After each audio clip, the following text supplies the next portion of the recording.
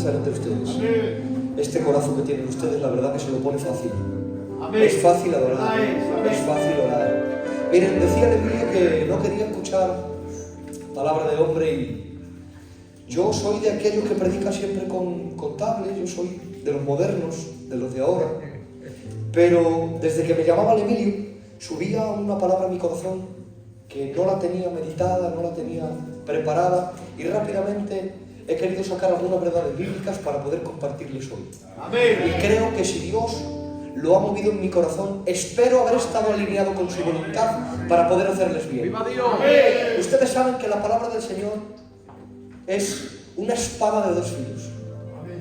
Y es una espada de dos filos porque en esta tarde un filo es para mí, que soy el predicador. Primero me apuñala a mí, me lo aplico yo. Amén. Y el otro filo es para todos ustedes. Primero para mí, pero después para ustedes. Amén. Por eso la palabra del Señor es espada de dos filos. Amén. Primero para mí, después para ustedes. ¿Qué les parece si rápidamente, yo no voy a estar mucho tiempo, Emilio, pero sí voy a todo lo que ha puesto el Señor en mi corazón a depositarlo con ustedes, porque Amén, creo que amén. no es mío, es suyo. Aleluya. Amén. Amén. Vamos a irnos a la carta a los Efesios, al capítulo 4, y vamos a leer del versículo 1 hasta el versículo 6.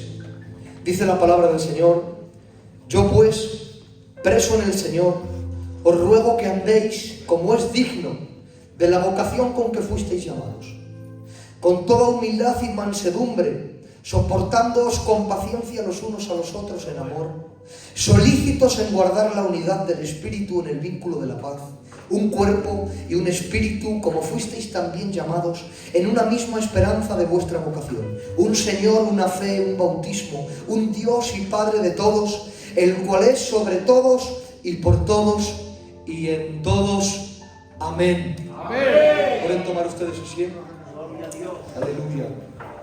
Miren, lo primero que tengo que decirles es que esta carta escrita por el apóstol San Pablo es una carta que tiene una dirección. Esta carta es un tratado eclesiológico.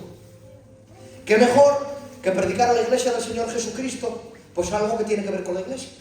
Amén. Es un tratado eclesiológico. Es decir, la línea melódica de toda esta carta es exhortar a la iglesia. Es hablar a la iglesia, es animar a la iglesia hacia ir hacia adelante. El apóstol San Pablo, viendo cómo está la iglesia de Éfeso, estando preso, ¿cómo no estaría y cuál era su preocupación por la iglesia? Que incluso el que necesita que le animen, que le escriban cartas a él que está encarcelado, es él el que decide escribir la carta hacia la iglesia. Amén. Aleluya.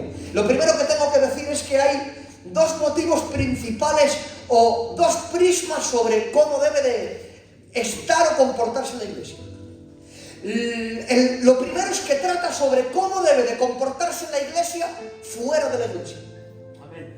Pero el segundo prisma que tiene esta carta es de cómo debe de comportarse la iglesia en la iglesia. Amén. La iglesia tiene que tener un comportamiento fuera de la iglesia, socialmente, cara a la gente que nos ve, pero también necesita tener unos aditivos, unos condimentos para poder comportarse dentro de la iglesia. Amén. Aleluya. Por eso vamos a hacer algo. Y les voy a poner en contexto de lo que el apóstol San Pablo ha estado haciendo hasta llegar al capítulo 4, rápidamente. La verdad es que saben que el tratado eclesiológico o la doctrina fundamental sobre la eclesiología, como bien se dice, es una doctrina fundamental que todos tenemos que creerla, todos tenemos que amarla y guardarla en el corazón. Amén. Pero ¿saben lo que ha estado haciendo el apóstol San Pablo? Es haciéndoles ver los privilegios que tiene la iglesia de ser iglesia. Les ha estado haciendo ver a la iglesia de Éfeso que la iglesia es el proyecto de Dios para esta dispensación. Amén. Les ha hecho ver que la iglesia es la manifestación delante de los ángeles de la multiforme sabiduría de Dios en salvación. Les ha hecho ver a la iglesia de los Éfesos que la iglesia es el libro de texto que comienza a enseñar a los ángeles. Dice la Escritura en el mismo libro de Éfeso que nosotros somos quien damos enseñanza a los ángeles. Es decir, hay un libro de texto que los ángeles leen para aprender, y es la iglesia. Los ángeles mirándonos aprenden. Les ha estado hablando de que la iglesia es el templo espiritual de Dios. Les ha estado hablando sobre que Dios no solo está presente en la iglesia, sino que está continuamente comunicándonos vida. Les ha estado hablando a la iglesia de los Éfesos que la iglesia es algo principal que debemos tener enfocada en nuestra mente, porque Dios no solo está presente en su santuario, que somos nosotros, sino que además a cada piedra viva nos ha permitido formalizar parte de la iglesia. Porque déjenme decirles que la capilla no es la iglesia, Amén, sino que la capilla contiene la iglesia, que somos usted y que soy yo. Somos piedras vivas. amén, Por eso, hermanos, hay algo principal que debemos tener claro. Y es que la iglesia tiene que tener una finalidad. La iglesia tiene que tener un propósito principal. Y lo que tiene que saber la iglesia es lo que la iglesia es. correcto, ya. Es decir, hay algo que tiene que hacer la iglesia como iglesia. Y es mantener la unidad de los creyentes en Cristo. Amén, La iglesia de Cristo no son muchas iglesias, somos una. amén, A pesar de que estamos divididos por iglesias, la iglesia de Jesucristo es una. Su amada es una, la novia es una, la preparada, la ataviada es una. No somos muchas, es una. Y saben, el cristiano no solo tiene estos privilegios, sino que los creyentes debemos de recordar que es el honor de Dios lo que está en juego por medio de lo que hacemos nosotros cada día. qué bueno, ¿Saben? El cristiano no es solo privilegios, como acabamos de ver. No solo tenemos unos privilegios que son muchos, sino que también como iglesia tenemos unos deberes. amén, Y son lo que el apóstol San Pablo nos acaba de decir. Punto número 1, nos ha dicho que nos ruega que andemos, pero que no lo hagamos de cualquier forma. Lo primero que expresa es que no se trata de guardar unidad entre los creyentes y Dios, que ya la guardamos. De lo que está hablando es de tratar, de guardar la unidad entre nosotros, entre los que venimos aquí cada tarde. Por eso, este tratado eclesiológico, hablando sobre cómo debe de comportarse la iglesia, en la iglesia, nos habla sobre la unidad del Espíritu. amén, amén, Ahora ya no nos va a hablar de privilegios solo, también nos va a hablar de deberes. amén, Porque saben, cuando nos habla el apóstol San Pablo de andar como es digno, nos está queriendo decir es que andemos, es decir, que no nos paremos, pero que no andemos de cualquier forma, amén, que lo hagamos dignamente. Además hay un verso aquí, un texto que me llama mucho la atención, y es que dice ruego. Cuando nos habla de un ruego, el apóstol San Pablo utiliza un verbo que es el verbo parakelao. Y lo que nos está queriendo decir es, os llamo con auxilio. qué bueno, El preso llamándonos con auxilio a guardar la unidad en el Espíritu. Aquí lo que está haciendo es exhortar a la iglesia con los deberes que ella tiene. Nos está diciendo, quiero incentivaros hacia ir hacia adelante, pero que no vayáis hacia adelante de cualquier forma, sino que lo hagáis de dos maneras, andando pero dignamente. Cuando habla de dignidad, cuando mienta el verbo digno, este verbo se utilizaba, hermanos, cuando un comerciante iba a un mercado y lo que hacía era que compraba frutas o pelas. Él las pagaba en el puesto y el precio que habían acordado y el peso que habían acordado, el comerciante que entraba a comprar lo pagaba. Pero antes de salir del mercado, lo llevaban a una pesa. Y dependiendo del peso que las telas que había comprado o la fruta diese, se decía, es digno, tiene la calidad del precio por el cual yo he pagado. ¿Qué pasa, hermanos? Que nosotros, los creyentes, la iglesia, debemos de ser dignos y tener, como estas pesas, la calidad por el precio con el cual hemos sido comprados. Nos está diciendo, entre otras cosas, el apóstol San Pablo, más claro, no se puede andar con una calidad baja cuando el precio que se ha pagado por nosotros ha sido tan alto. amén, Eso es lo que nos está diciendo. Imagínense que como comerciante entramos al mercado, yo acuerdo contigo un peso, tú me lo has pesado en tu balanza, en la tuya. Hemos acordado que te pago por 2 kilos, pero cuando voy a la balanza, me has dado gato por liebre. Es lo que nos está diciendo el apóstol San Pablo, hermanos. Tenemos. Nos está exhortando, nos está incentivando a hacerlo. ¿Qué es lo que tenemos que hacer? Tenemos que demostrar dignidad frente al precio que se ha pagado por nosotros. ¡Qué bueno! Tenemos que enfrentar esa dignidad, porque no hemos sido llamados de cualquier forma. A veces es tan sencillo el pararnos a pensar cómo hemos sido comprados, a pesar de que lo que ha tenido que sufrir Dios en Cristo ha sido tan alto, que nos parece tan simplón que no le damos importancia, hermanos. A veces creemos que hemos sido llamados de cualquier forma, pero saben, iglesia, nuestro llamado ha costado el despojo del Hijo de Dios, el despojo de su gloria. Él no perdió gloria en ningún momento, pero sí se despojó. Es decir, es como aquel rey que quiere pasar desapercibido entre los hombres comunes y normales, y se quita el cetro, se quita la corona, se quita su esplendor. Sigue siendo rey aún estando entre los pobres, es rey, pero se ha despojado de su gloria, de lo que se ve de él, lo destacado. Esto ha hecho Cristo, eso es lo que hemos costado la iglesia.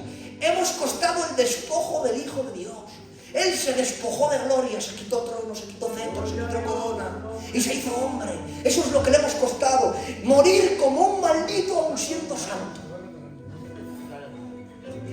¿Saben? Dice y nos habla de ser humildes. No solo de andar dignamente con el precio que hemos sido comprados, sino que además debemos de ser humildes. Hay una traducción que me gusta mucho que dice: debéis de andar con toda humildad. Y ese con toda define la acción. Y es que Dios no quiere un poco de nuestra humildad. A Dios no le sirve con un poco, la quiere toda. Porque no vale ser un poco humilde, no vale ser un poco manso. A Dios eso no le vale. ¿Saben a lo que está atañando?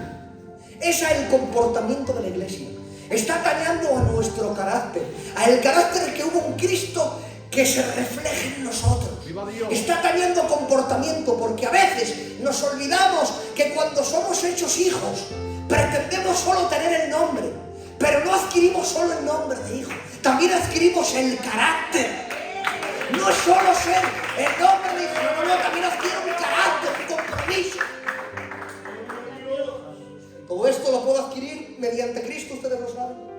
Pero qué alegría, el que demanda lo hace primero. Amén. A veces demandamos mucho de los demás cuando nosotros ni siquiera hacemos nada. ¿Y tú cuándo haces?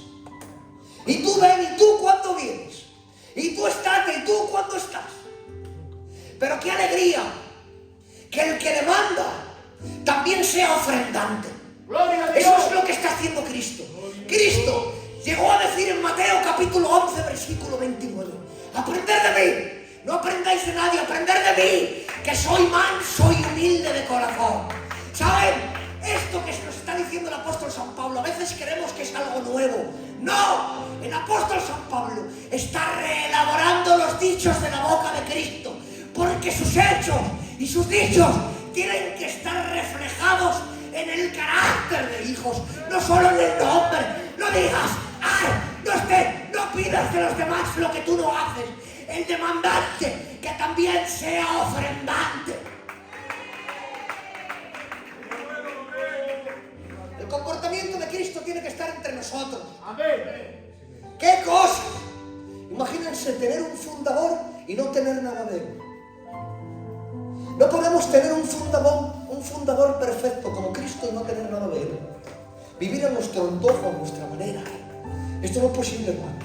¿Saben? Necesitamos tener el carácter de Cristo en nuestras vidas. Pablo reelaborando sus dichos. ¡Qué maravilla! No es algo nuevo. Esto ya nos lo dijo Cristo de otra manera. ¿Saben de lo que nos está hablando la humildad? Es una palabra muy extraña, que es tapeinofreunoseo. Y es ser bajo de mente. Es decir, ser bajos de mente, nos está diciendo el apóstol San Pablo. Es ser bajo de mente. No tenerme por encima de ti. estar nivelado, ser bajo de mente, creerme menos, es lo único que me lleva a humildad. No existe otra forma, no hay otra manera. Es lo único que me lleva a ser humilde. Porque, ¿saben? El ego, el orgullo viene por ser un altivo de mente. Eso nace en el corazón cuando verdaderamente no soy humilde, cuando no soy bajo de mente. Pero, ¿saben?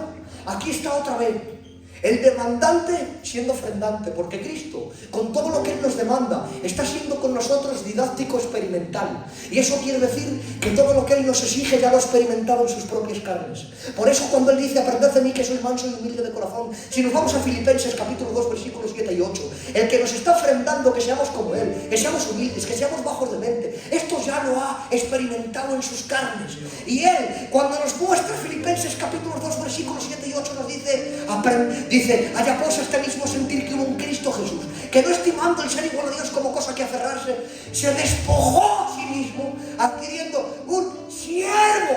¿Cuál es lo más grande, hermano? Lo más grande es ser creador, ser autoexistente, tú ser la base de tu misma sustentación, no depender de cosas externas para sobrevivir. ¿Qué es lo más grande? Ser creador. ¿Qué es lo más pequeño? Ser criatura. Esto nos lo está pidiendo Dios porque Él ya lo ha experimentado.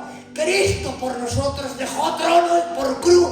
Cristo por nosotros cambió cetro por corona. Cristo el que recibe a sus pies las coronas de los 24 ancianos. Hoy tiene que hacerse siervo y recibir una corona de espinas. Él no te demanda nada que antes no haya ofrecido. ¿Y qué cosas, hermanos? El más grande haciéndose lo más pequeño. Y a veces el más pequeño pretendiendo hacerse lo más grande. No es posible, hermanos. No es posible, hermanos. Lo que nos demanda ya lo ha ofrecido. Te está ofreciendo humildad. Te está ofreciendo ser manso. Te está ofreciendo todos los privilegios de ser iglesia, pero sin que te olvides de los deberes que tienes. A veces nos olvidamos, hermanos. La humildad la confundimos con debilidad cuando en realidad es fortaleza. ¿Saben? No podemos confundir humildad con inmadurez. Yo puedo ser un inmaduro, pero eso no me hace ser humilde. Ay, qué humilde, pobrecito. No es un pobrecito, no es humilde. Así, claro. Muy bien. Lástima de ti, eso no es ser humilde. Hemos confundido el infantilismo con la humildad. Hemos confundido el ritualismo con la humildad. Hemos confundido un andar como que me cuesta con humildad. Eso no, hermano. No. ¿Saben? ¿Saben que la humildad no la puede dar a relucir cualquiera?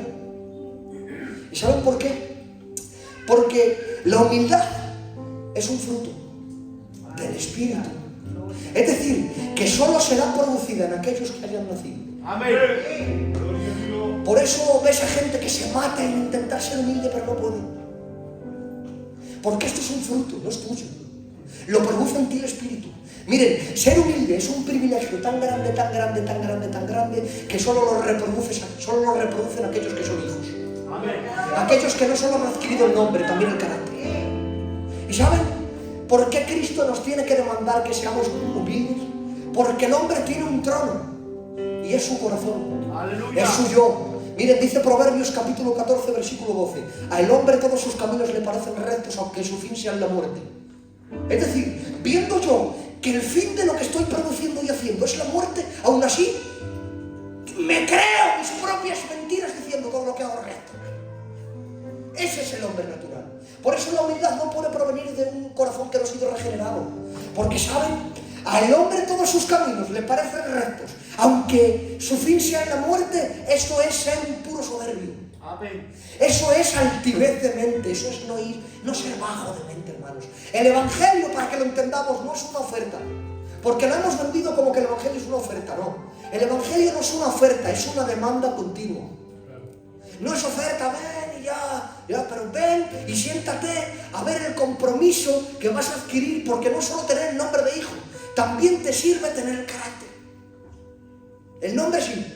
Miren, a veces de Dios pretendemos que sea solo nuestro Salvador, pero no nuestro dueño. Amén. Tú sálvame, pero no me mames.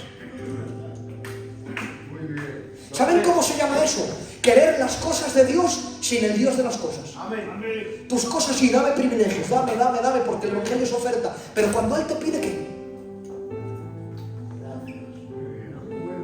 Nos habla no solo de humildad, no nos habla solo de ser humildes, atañando nuestro carácter, sino que también nos habla de mansedumbre, hermanos. ¿Saben lo que quiere decir mansedumbre? La mansedumbre tiene que ver, se usaba en el comercio del ganado. Es lo que el apóstol San Pablo les está haciendo llegar a los de Éfeso. Es decir, ¿se acuerdan cuando un caballo no ha sido domado? Es todavía salvaje. Sí, bueno, pues aquel que es manso es aquel que tiene unos sentimientos controlados por aquel que reside en él. Es decir, el caballo es muy impetuoso y tiene mucha fuerza, pero este caballo, ¿qué cosas? Que cuando es domado solo recibe órdenes del que le monta. Está diciendo el apóstol San Pablo, aprended a ser mansos. Ser manso es, antes en nuestra mala manera de vivir, vivíamos como quisiéramos, pero ahora no podemos vivir como queramos. Tenemos que tener unos sentimientos controlados por aquel que reside dentro. Amén. Eso es lo que nos está queriendo decir. Se unía en el comercio del ganado, hermanos. Esto tiene que ver con esto. ¿Y saben? Alguien, cuando Cristo trató de reflejar su humildad perfecta, una humildad y una mansedumbre no fingida, les mandaron a ciertos hombres para que entre ellos quedasen de acuerdo para apuntarle el pecado. Pero qué maravilla. Vienen donde él y les hace él una pregunta, se da la vuelta y él, sabiendo y sopesando con las intenciones que vienen de su corazón, que es tentarle, que es crear una mentira para que todos crean de él que lo ha hecho mal. Vienen donde él y se da la vuelta. En ningún momento les reprende, pero les hace una pregunta que les rompe el esquema. Y les dicen, ¿alguien de vosotros puede a mí redarguirme de pecado? Es decir, la pregunta no es, ¿alguien puede apuntarme? Porque alguno había quedado de acuerdo en apuntarle, siendo mentira. Pero habían quedado de acuerdo en apuntarle. No, lo están diciendo, ¿quién puede redarguirme? Está diciendo, entre otras cosas, aquí no vengáis con que me estáis apuntando. No. Alguno de vosotros ha visto en algún momento, no solo que yo no haya hecho, sino que no haya dicho algo que está de acuerdo. Cristo, cuando dice, aprended de mí que soy manso y humilde de corazón, esa mansedumbre es la que refleja aquí. Es decir, yo tengo unos sentimientos controlados. En otras palabras, para que lo podamos entender, no hay ni una palabra desmedida, no hay un voceo, no hay un acto, no hay un hecho, no hay un dicho. En Cristo absolutamente todo lo que sale de Él es un sentimiento controlado por sí mismo, porque Él es el Hijo de Dios y porque es Dios perfecto. Pero ¿saben algo? Me llama la atención cuando vienen donde Él y el apóstol San Juan, refiriéndose a esta pregunta, les dice, ¿no habéis acaso podido traerle? Le habían mandado a que le trajeran, que le apresaran. Y cuando vienen estos que le han tratado de acusar, están frente al rey y les dice, no me lo habéis podido traer. Y dice, no hemos escuchado ni siquiera a hombre alguno. Este habla como los que tienen autoridad.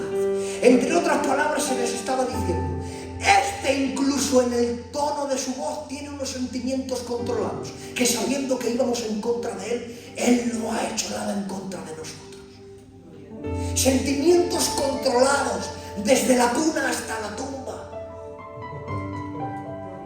Es más, hermanos, ustedes y yo, cuando nacemos, ya hemos cerrado el blanco, sin hacer nada. Porque el pecado no es algo, es algo. Es decir, mora en nosotros, no es algo que yo ejecuto. ¿Vale? Nosotros, desde el principio hemos tirado de a hacer algo, ¡pum! Errado el blanco. No damos ni aun una. Lo que se está diciendo aquí de Cristo es que Él, desde que nació del vientre de María, cogió un arco y una flecha. Había una diana ahí, y la diana era la justicia perfecta del Padre. Sacó una flecha y dijo, vocabulario, ¡pum! Al centro. Sacó otra flecha y dijo, hechos, ¡pum! Al centro, justicia satisfecha. Desde la cuna hasta la tumba, Cristo en ningún momento tuvo unos sentimientos desmedidos. Incluso en los sentimientos que podía irarse en contra de alguien, jamás los hizo. Incluso airándose, tuvo unos sentimientos controlados.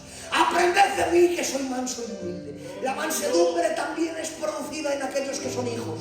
Es tan privilegioso ponerme la capa y implantar con mi carácter lo que él refleja. Nosotros debemos de ser como la luna y el sol. La luna brilla porque el sol la alumbra. Nosotros debemos de brillar, y que no sea por ausencia de que Cristo brille detrás de nosotros. Debemos de brillar porque Él sea el que nos alumbra y que nosotros implantemos su carácter.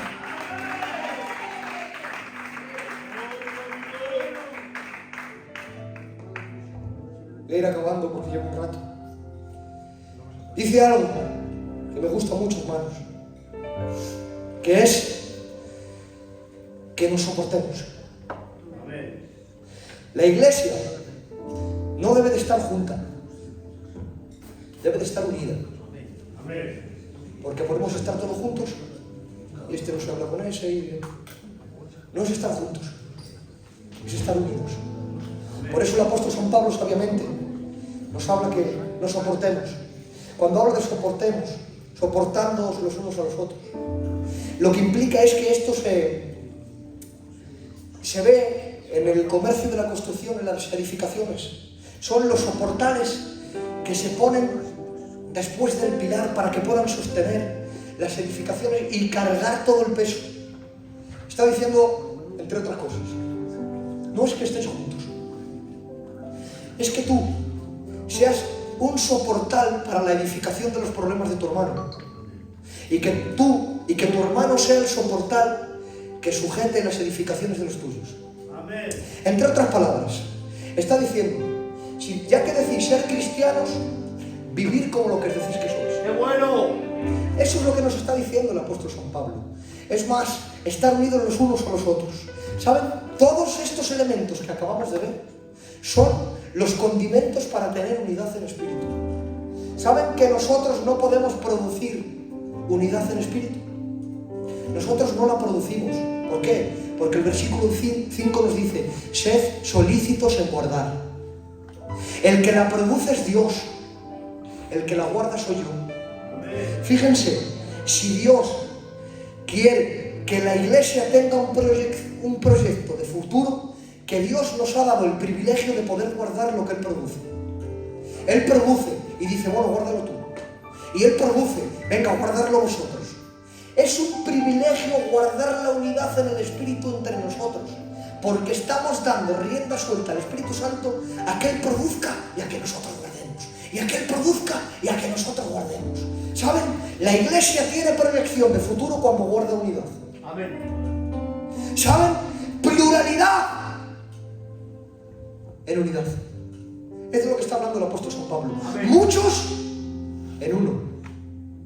Por eso dice que sin el desarrollo de la unidad una iglesia es incapaz de tener proyecto de futuro. Hermanos, alguno diría, está siendo radical. No estoy siendo radical. Si nos damos cuenta sobre la unidad que Cristo, el fundador de esta iglesia, Amén. tenía en mente para nosotros, Dios mío de mi vida. Nos vamos a ir a la oración sacerdotal del Padre. Juan capítulo 17, versículo 21 y 23. Dice, Padre, te pido que todos sean uno, así como tú y yo somos uno. Padre, como tú en mí y yo en ti, que ellos sean uno en nosotros. Qué bueno. Jesús estableciendo como modelo de unión para la iglesia la unidad trinitaria. Se lo digo de otra manera. El amor que recircula y la unidad que recircula entre el Padre, el Hijo y el Espíritu Santo, el Padre ama al Espíritu, el Espíritu al Padre y el Padre a ambos, en esa unidad, en esa danza, es lo que le está pidiendo Cristo en los días de su carne al Padre para la iglesia. La unidad de la iglesia tiene como prototipo, como modelo, la unidad trinitaria. A veces estamos juntos, pero no unidos. Amén. Y saben, el amor que recirculaba entre el Padre, el Hijo y el Espíritu Santo. Tres personas, ¿se dan cuenta? Un Dios. Muchos en uno. Pluralidad, todos en uno. Amor, muchos, pero siendo uno. Este amor, acabo, se le denomina la perichoresis. Es una danza de amor que tiene el Padre para con el Hijo para con el Espíritu y el Espíritu para con ambos. No hay nada creado, no hay nada generado, hay unidad, hay amor puro, pero en esta danza es como un desplazarse a un lado. Cuando se abre un espacio a un lado, lo que nos estaba queriendo decir es que ese amor iba a abrir una brecha perfecta por la juntura y iba a permitir que ese amor que circula trinitariamente, perfecto, puro, para con los tres, para el Padre, para con el Hijo para con el Padre, el Espíritu para con ambos, esa ruptura que se rompe perfectamente por la juntura iba a permitir que la iglesia, que cada uno de los que estamos aquí entrásemos en ese círculo, entrásemos en ese amor, que esa unidad que había en ellos ahora la haya en nosotros, un amor puro. ¿Por qué? Porque dice 1 Corintios capítulo 13, versículo 4, el amor es sufrido, el amor es benigno, el amor no tiene envidia, el amor no es jactancioso, no se envanece, no hace nada indebido, no busca lo suyo, no se irrita, no guarda rencor, no se goza de la injusticia, mas se goza de la verdad. Todo lo sufre, todo lo cree, todo lo espera, todo lo soporta. Sigue diciendo Colosenses capítulo 3, versículos 14 y 15. Sobre todo estas cosas, vestíos de amor. Pon el vínculo de la unidad, que el amor que recirculaba entre el Padre hacia el Hijo, entre el Hijo hacia el Espíritu, sea el amor puro, fraternal, verdadero, el que nos una, el que no nos junte, el que nos una. Y esto también lo ha hecho Él, el que demanda, también lo ha hecho. Romanos capítulo 12, porque de la manera que en un cuerpo tenemos muchos miembros, pero todos los miembros tienen la misma función. Ahora, así nosotros, así la iglesia tiene la misma función, siendo muchos, pero en un cuerpo, en el cuerpo de Cristo. El demandante fue primero ofrendante. No te olvides que cuando seas humilde, que cuando seas manso, que cuando soportes las cargas de tu hermano y el otro la tuya, no te parecerás más al círculo trinitario, al amor personal de Dios, que cuando guardes unidad en espíritu, tú no la puedes crear, pero por lo menos ten la decencia de parecerte a Él en amor, en conducta, en carácter, en unidad. Refleja el amor para que todos vean que nos ha librado del brazo opresor del pecado.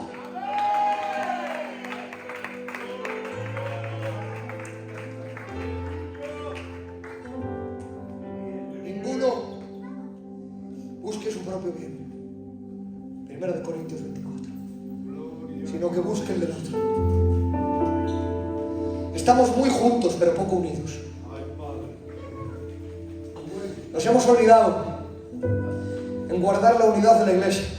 Cultos maravillosos, vigilias preciosas. Ahora que llega el verano, pasamos un día sí, 3 también. Pero nos hemos olvidado de lo más importante. Por encima de todo esto está en guardar la unidad entre nosotros.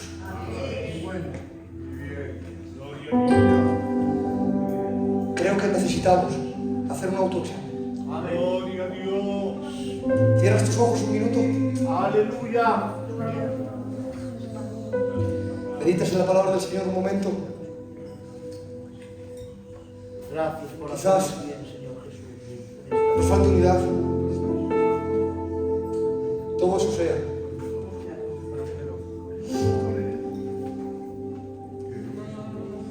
Porque no queremos adquirir deberes y privilegios. Oh Dios, te llama, te molesta, que guardes la unidad en el espíritu, soportes el cargo de tu hermano, te preocupes por los problemas de la otra. Gloria a Dios. Tú amigo, Dios. manso, humilde, solícito en guardar.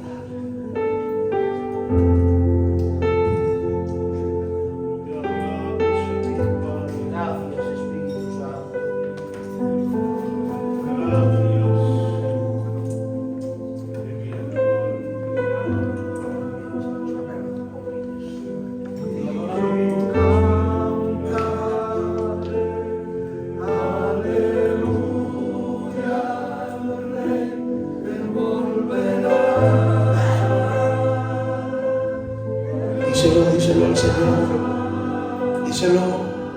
Qué bien.